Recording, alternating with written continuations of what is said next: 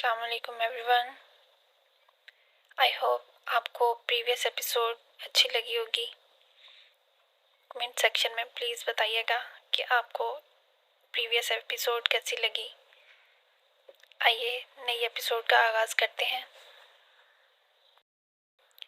सालार को नीचे आने में कितना वक्त लगा और इसने ये सफ़र किस तरह तय किया वो नहीं जानता। इसे सिर्फ यही याद था कि वह पूरे रास्ते बुलंद आवाज़ से रोता रहा था। इस्लामाबाद की सड़कों पर आकर स्ट्रीट लाइट्स की रोशनी में भी इसने अपने हुलिये को देखने की कोशिश नहीं की, ना ही कहीं रुकने की ख्वाहिश की और ना ही किसी की मदद लेने की। वो इसी तरह रोता हुआ लड़खड़ाते कदमों के साथ इस सड़क के किनारे फुटपाथ पर चलता रहा। वो पुलिस की एक पेट्रोलिंग कार थी जिसने सबसे पहले इसे देखा था और इसके पास आकर रुक गई। अंदर मौजूद कांस्टेबल इसके सामने नीचे उतरे और इसे रोक लिया। वो पहली बार होशो हवास में आया था, मगर इस वक्त भी वो अपनी आंखों से बहते हुए आंसुओं पर काबू पाने में नाकाम हो रहा था। वो लोग अब इससे कुछ पूछ रहे थे, मगर वो क्या जवाब देता। अगले 15 मिनट में वो एक अस्पताल में था जहां इसे फर्स्ट एड दी गई। वो इससे इसके घर का पता पूछ रहे थे, मगर इसका गला बंद था। वो इन्हें कुछ भी बताने के काबिल नहीं था। सूजे हुए हाथों के साथ इसने एक कागज़ पर अपने घर का फ़ोन नंबर और एड्रेस घसीट दिया। अभी और कितनी देर इसे यहाँ रखना पड़ेगा? ज़्यादा देर नहीं, जैसे ही होश आता है हम दोबारा चेकअप करेंगे। हम डिस्चार्ज कर देंगे। ज़्यादा शदीद किस्म के इंजरीज नहीं हैं, बस घर में कुछ दिनों तक मुकम्मल तौर पर रेस्ट करना पड़ेगा। इसका जहन लाशऊर से शऊर का सफ़र तय कर रहा था। पहले जो सिर्फ बेमानी आवाज़ें थीं, अब वो इन्हें मफ़हूम पहना रहा था। आवाज़ों का पहचान रहा था। इनमें से एक आवाज़ सिकंदर उस्मान की थी, दूसरी यकीनन किसी डॉक्टर की। सालार ने आहिस्ता आहिस्ता आंखें खोल दी। इसकी आंखें यकदम चंदिया गई थीं। कमरे में बहुत तेज़ रोशनी थी, या कम अज़ कम इसे ऐसा ही लगा था। वो इनकी फैमिली डॉक्टर का प्राइवेट क्लिनिक था। वो एक बार पहले भी यहाँ ऐसे ही एक कमरे में रह चुका था और ये पहचानने के लिए एक नज़र ही काफ़ी थी। इसका जहन बिल्कुल सही काम कर रहा था। जिस्म के मुख्तलिफ हिस्सों में होने वाले दर्द का एहसास इसे भी होने लगा था। इसके बावजूद कि अब वो एक बहुत नर्म और आरामदेह बिस्तर में था, इसके जिस्म पर वो लिबास नहीं था जो इसने इस सरकारी अस्पताल में पहना था जहाँ से ले जाया गया था। वो एक और लिबास में मलबूस था और यकीनन इसके जिस्म को पानी की मदद से साफ भी कर लिया गया था, क्योंकि इसे आधे बाजुओं वाली शर्ट से झांकते अपने बाजुओं पर कहीं भी मिट्टी या गर्द नजर नहीं आ रही थी। इसकी कलाइयों के गिर्द पट्टियां बंधी हुई थीं और इसके बाजुओं पर छोटे छोटे बहुत से निशानात थे। बाजू और हाथ सूजे हुए थे। वो अंदाज़ा कर सकता था कि ऐसे ही बहुत से निशानात इसके चेहरे और जिस्म के दूसरे हिस्सों पर भी होंगे। इसे अपनी एक आंख भी सूजी हुई महसूस हो रही थी और इसके जबड़े भी दुख रहे थे, मगर इससे ज़्यादा बुरा हाल गले का था। इसके बाजू में एक ड्रिप लगी हुई थी जो अब तकरीबन ख़त्म होने वाली थी। पहली बार इसको होश में डॉक्टर ने ही देखा था। वो इनका फैमिली डॉक्टर नहीं था, शायद इसके साथ काम करने वाला कोई और फिजिशियन था। इसने सिकंदर को इसकी तरफ मुतवज्जे किया। होश आ गया? सारार ने एक सोफे पे बैठी तैयबा को अपनी तरफ बढ़ते हुए देखा, मगर सिकंदर आगे नहीं आए थे। डॉक्टर अब इसके पास आकर इसकी नब्ज चेक कर रहे थे। अब तुम क्या महसूस कर रहे हो? सालार जवाब में कुछ कहना चाहता था, मगर इसके हलक से आवाज़ नहीं निकल सकी। वो सिर्फ मुंह खोल कर रह गया। डॉक्टर ने एक बार फिर अपना सवाल दोहराया। सालार ने तकिए पर रखा हुआ अपना सर नफ़ी में हिलाया। बोलने की कोशिश करो। डॉक्टर शायद पहले ही इसके गले के प्रॉब्लम के बारे में जान चुके थे। सालार ने एक बार फिर नफ़ी में सर हिला दिया। डॉक्टर ने नर्स के हाथ में पकड़ी हुई ट्रे से एक टॉर्च नुमा आला उठाया। मुंह खोलें। सालार ने दुखते जबड़ों के साथ अपना मुंह खोला। ڈاکٹر کچھ دیر اس کے حلق کا معائنہ کرتا رہا، پھر اس نے ٹارچ بند کر دی۔ گلے کا تفصیلی چیک اپ کرنا پڑے گا، اس نے مڑ کر سکندر عثمان کو بتایا۔ پھر اس نے ایک رائٹنگ پیڈ اور پین سالار کی طرف بڑھایا۔ نرس تب تک اس کے بازو میں لگی ڈرپ اتار چکی تھی۔ اٹھ کر بیٹھو اور بتاؤ کیا ہوا ہے گلے کو۔ اسے اٹھ کر بیٹھنے میں کوئی دقت نہیں ہوئی۔ نرس نے تکیہ اس کے پیچھے رکھ دیا تھا اور رائٹنگ پیڈ ہاتھ میں لیے سوچتا رہا۔ کیا ہوا تھا؟ گلے کو، جسم کو، دماغ کو، وہ کچھ بھی لکھنے کے قابل نہیں تھا۔ سوجی ہوئی انگلیوں میں پکڑے پین کو وہ دیکھتا رہا۔ اسے یاد تھا کہ اس کے ساتھ کیا ہوا تھا۔ اسے اپنی وہ چیخیں یاد آ رہی تھیں جنہوں نے اب اسے بولنے کے قابل نہیں چھوڑا تھا۔ کیا لکھا جائے؟ یہ کہ مجھے ایک پہاڑی پر ساری چیزیں چھین کر باندھا گیا تھا، یا پھر یہ کہ مجھے چند گھنٹوں کے لیے زندہ قبر میں اتار دیا گیا تھا تاکہ مجھے سوالوں کا جواب مل جائے۔ What is next to ecstasy? وہ سفید کاغذ کو دیکھتا رہا، پھر اس نے مختصر سی تحریر میں اپنے ساتھ ہونے والا واقعہ تحریر کر دیا۔ ڈاکٹر نے رائٹنگ پیڈ پکڑ کر ایک نظر ان 7-8 جملوں پر ڈالی اور پھر اسے سکندر عثمان کی طرف بڑھا دیا۔ آپ کو چاہیے کہ فوری طور پر پولیس سے رابطہ کریں تاکہ کار برآمد کی جا سکے۔ پہلے ہی کافی دیر ہو گئی ہے۔ پتہ نہیں وہ گاڑی کہاں سے کہاں لے جا چکے ہوں گے۔ ڈاکٹرز نے ہمدردانہ انداز میں سکندر کو مشورہ دیا۔ سکندر نے رائٹنگ پیڈ پر ایک نظر ڈالی۔ ہاں، میں پولیس سے کانٹیکٹ کرتا ہوں۔ پھر کچھ دیر ان دونوں کے درمیان اس کے گلے کے چیک اپ کے سلسلے میں بات ہو رہی تھی۔ پھر ڈاکٹرز نرس کے ہمراہ باہر نکل گیا۔ اس کے باہر نکلتے ہی سکندر عثمان نے ہاتھ میں پکڑا ہوا رائٹنگ پیڈ سالار کے سینے پر دے مارا۔ یہ جھوٹ کا پلندہ اپنے پاس رکھو۔ تم کیا سمجھتے ہو کہ اب میں تمہاری کسی بات پر اعتبار کروں گا؟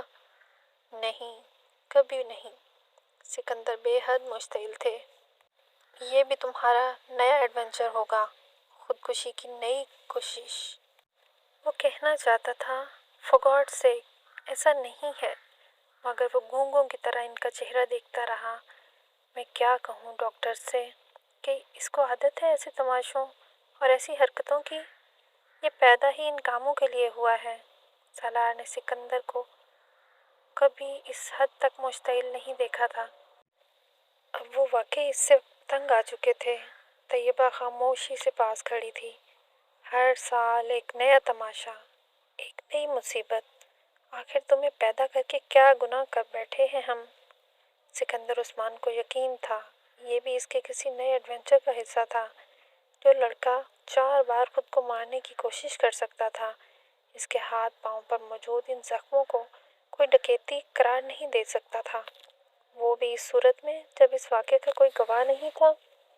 سالار کو شیر آیا والی کہانی یاد آئی۔ بعض کہانیاں واقعی سچی ہوتی ہیں۔ بار بار جھوٹ بول کر اب اپنا اعتبار گنوا چکا تھا۔ شاید وہ سب کچھ ہی گنوا چکا تھا، اپنی عزت، خود اعتمادی، غرور، فخر، ہر چیز۔ وہ کسی پتال میں پہنچ گیا تھا۔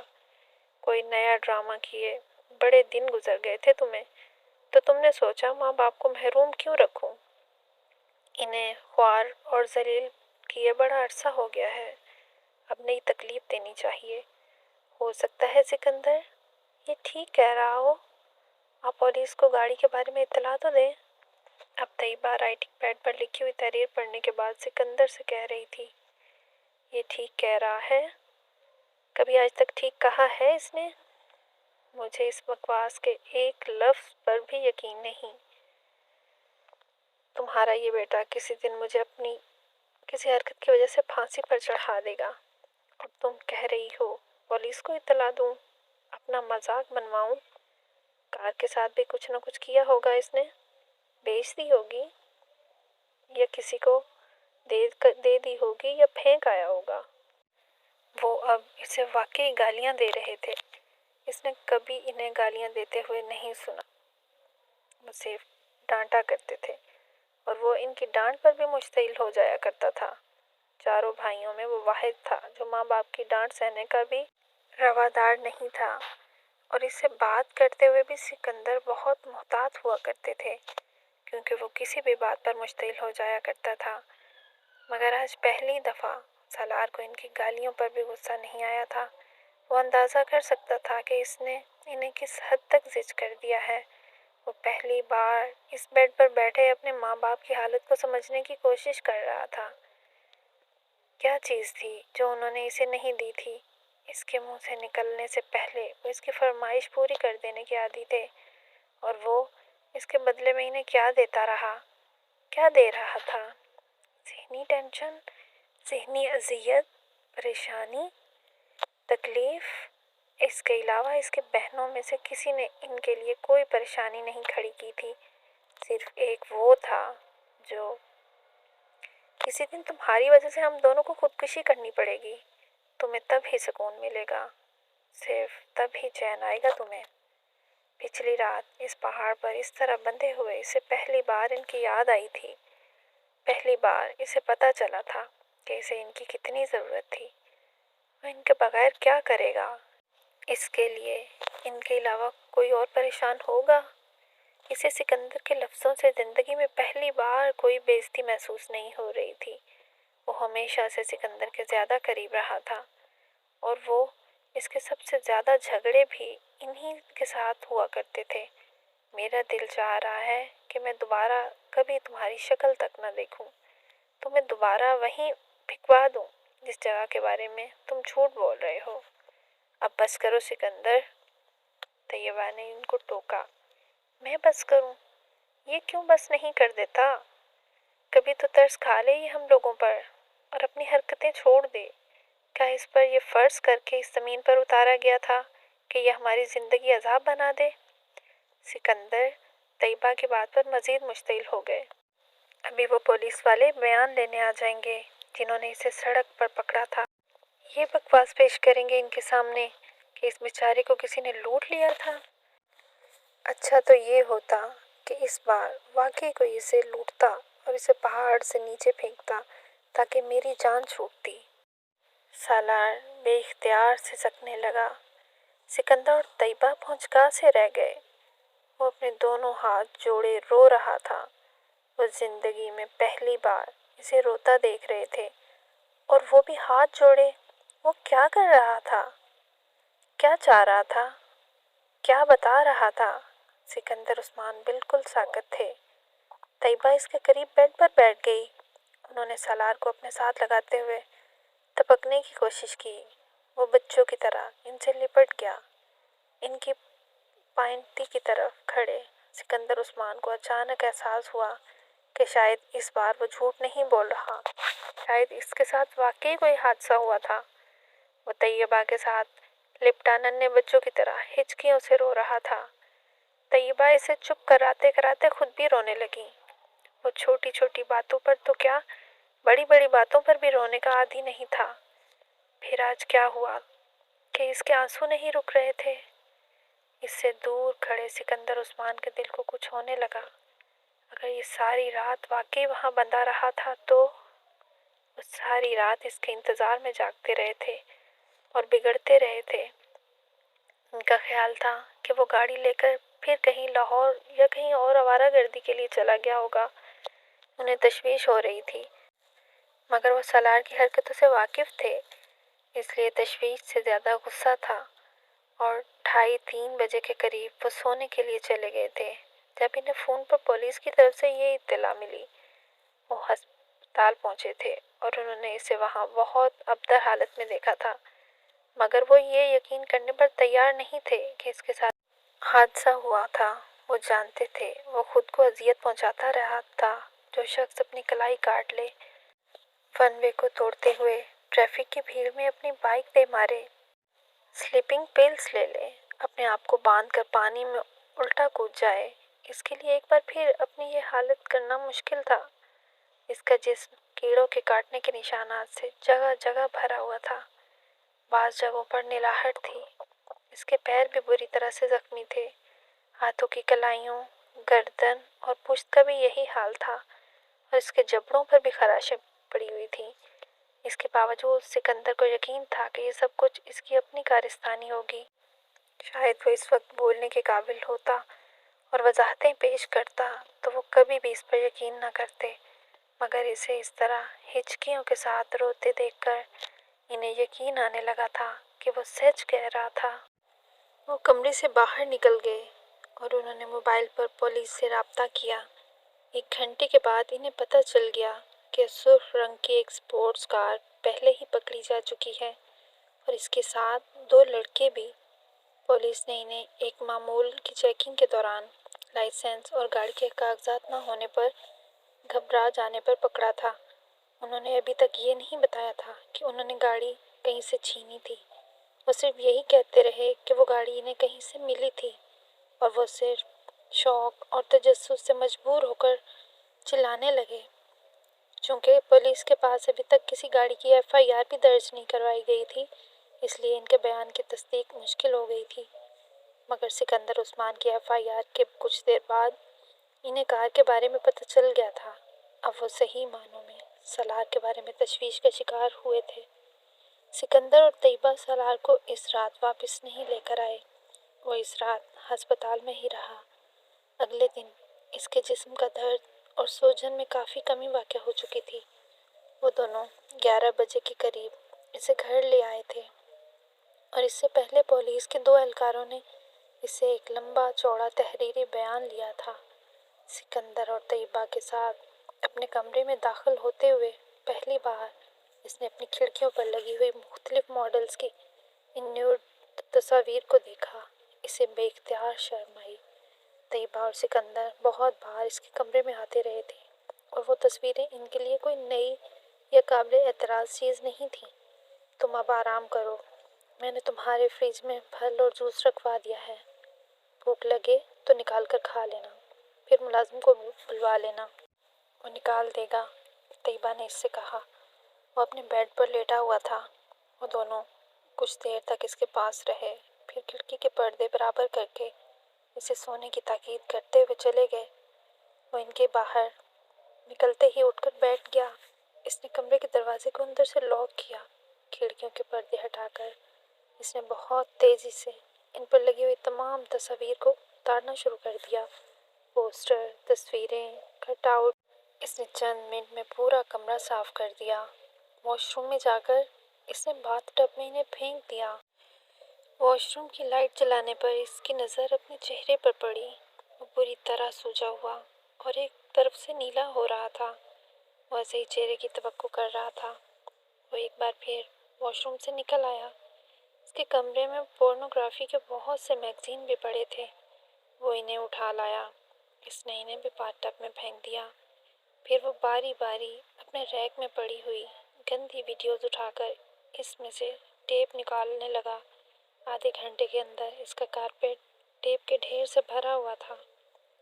اس نے وہاں موجود تمام ویڈیوز کو ضائع کر دیا اور ٹیپ کے اس ڈھیر کو اٹھا کر باتھ ٹب میں پھینک دیا، اور لائٹر کے ساتھ اس نے آگ لگا دی۔ ایک چنگاری بھڑک اٹھی تھی اور تصویریں اور ٹیپ کا وہ ڈھیر جلنے لگا تھا۔ اس نے ایگزاسٹ آن کر دیا تھا، باتھ روم کی کھڑکیاں کھول دیں اور اس ڈھیر کو اس لیے جلا رہا تھا کیونکہ وہ اس آگ سے بچنا چاہتا تھا جو دوزخ میں اسے اپنی لپیٹوں میں لے لیتی۔ آگ کی لپیٹیں تصویروں اور ٹیپ کے اس ڈھیر کو کھا رہی تھی، یوں جیسے وہ صرف آگ کے لیے ہی بنائی گئی تھیں۔ وہ پلکیں جھپکائے بغیر باتھ ٹب میں آگ کے اس ڈھیر کو دیکھ رہا تھا، یوں جیسے وہ اس وقت کسی دوزخ کے کنارے کھڑا تھا۔ 1 رات پہلے اس پہاڑی پر اس حالت میں اسلام آباد کی روشنیوں کو دیکھتے ہوئے اس نے سوچا تھا کہ وہ اس کی زندگی کی آخری رات تھی، اور وہ اس کے بعد دوبارہ کبھی ان روشنیوں کو نہیں دیکھ سکے گا۔ اس نے ہذیانی حالت میں گلا پھاڑ کر چیختے ہوئے بار بار کہا تھا، ایک بار، صرف ایک بار مجھے ایک موقع دیں، صرف ایک موقع، میں دوبارہ گناہ کے پاس تک نہیں جاؤں گا، میں کبھی گناہ کے پاس نہیں جاؤں گا۔ اسے یہ موقع دیا گیا تھا، اب اس وعدے کو پورا کرنے کا وقت تھا۔ آگ نے ان سب کاغذوں کو راکھ بنا دیا تھا۔ جب آگ بجھ گئی تو اس نے پانی کھول کر پائپ کے ساتھ اس راکھ کو بہانا شروع کر دیا۔ سالار پلٹ کر دوبارہ واش بیسن کے سامنے آ کر کھڑا ہو گیا۔ اس کے گلے میں موجود سونے کی چین کو وہ لوگ اتار کر لے گئے تھے، مگر اس کے کان کی لو میں موجود ڈائمنڈ ٹاپس وہیں تھا، پلاٹینیم میں جڑا ہوا تھا، اور ان لوگوں نے اس پر کوئی توجہ نہیں دی تھی۔ شاید ان کا خیال ہوگا کہ وہ کوئی معمولی پتھر یا پھر زرکون ہوگا، یا پھر شاید اس کے لمبے کھلے بالوں کی وجہ سے اس کے کانوں کی لو چھپی رہی ہوگی۔ وہ کچھ دیر آئینے میں خود کو دیکھتا رہا، پھر اس نے کان کی لو میں موجود ٹاپس اٹھا کر واش بیسن کے پاس رکھ دیا۔ شیونگ کی کٹ میں موجود کلپر اس نے نکالا اور اپنے بال کاٹنے لگا۔ بڑی بے رحمی اور بے دردی کے ساتھ واش بیسن میں بہتا ہوا پانی ان بالوں کو اپنے ساتھ بہا کر لے جا رہا تھا۔ ریزر نکال کر اس نے شیو کرنی شروع کر دی۔ وہ جیسے اپنی تمام پریشانیوں سے پیچھا چھڑا رہا تھا۔ شیو کرنے کے بعد اس نے اپنے کپڑے نکالے اور اپنے ہاتھوں پر بندھی پٹیاں کھولیں اور شاور کے نیچے جا کر کھڑا ہو گیا۔ وہ پورا 1 گھنٹہ اپنے پورے جسم کے ایک ایک حصے کو کلمہ پڑھ کر صاف کرتا رہا، یوں جیسے وہ آج پہلی بار اسلام سے متعارف ہوا ہو، پہلی بار مسلمان ہوا ہو۔ واش روم سے باہر آ کر اس نے فریج میں رکھے سیب کے چند ٹکڑے کھائے اور پھر سونے کے لیے لیٹ گیا۔ دوبارہ اس کی آنکھ الارم سے کھلی، جسے اس نے سونے سے پہلے لگایا تھا۔ 2 بج رہے تھے۔ مائی گاڈ سالار، یہ اپنے بالوں کو کیا کیا ہے تم نے؟ طیبہ اسے دیکھتے ہی کچھ دیر کے لیے بھول گئی کہ وہ بولنے کے قابل نہیں تھا۔ سالار نے اپنی جیب سے ایک کاغذ نکال کر ان کے سامنے کر دیا۔ میں مارکیٹ جانا چاہتا ہوں، اس پر لکھا ہوا تھا۔ کس لیے؟ طیبہ نے اسے حیرانی سے دیکھا۔ تم ابھی ٹھیک نہیں ہوئے ہو، کچھ گھنٹے ہوئے ہیں تمہیں ہاسپٹل سے آئے، اور تم ایک بار پھر آوارہ گردی کے لیے نکلنا چاہتے ہو؟ طیبہ نے اسے قدرے نرم لہجے میں کہا۔ ممی، میں کچھ کتابیں خریدنا چاہتا ہوں۔ سالار نے ایک بار پھر کاغذ پر لکھا۔ میں آوارہ گردی کرنے نہیں جا رہا۔ طیبہ کچھ دیر اسے گھورتی رہی۔ تم ڈرائیور کے ساتھ چلے جاؤ۔ سالار نے سر ہلا دیا۔